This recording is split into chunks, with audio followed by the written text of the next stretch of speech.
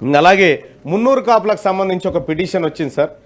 మున్నూరు కాపులకి కార్పొరేషన్లో దాదాపు ఒక 2,000 కోట్లు కేటాయించాలని చెప్పి వాళ్ళు, అంటే నేను ఆ కమ్యూనిటీకి సంబంధించినటువంటి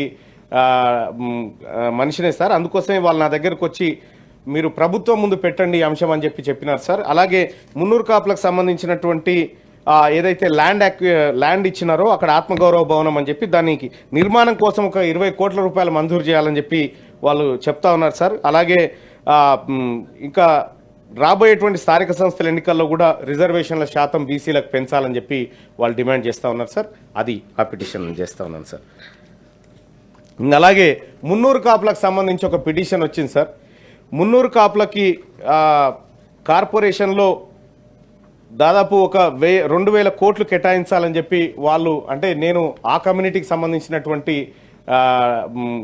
మనిషినే సార్, అందుకోసమే వాళ్ళు నా దగ్గరకు వచ్చి మీరు ప్రభుత్వం ముందు పెట్టండి ఈ అంశం అని చెప్పినారు సార్. అలాగే మున్నూరు కాపులకు సంబంధించినటువంటి ఏదైతే ల్యాండ్ ఇచ్చినారో అక్కడ ఆత్మగౌరవ భవనం అని చెప్పి దానికి నిర్మాణం కోసం ఒక 20 కోట్ల రూపాయలు మంజూరు చేయాలని చెప్పి వాళ్ళు చెప్తా ఉన్నారు సార్. అలాగే ఇంకా రాబోయేటువంటి స్థానిక సంస్థల ఎన్నికల్లో కూడా రిజర్వేషన్ల శాతం బీసీలకు పెంచాలని చెప్పి వాళ్ళు డిమాండ్ చేస్తూ ఉన్నారు సార్.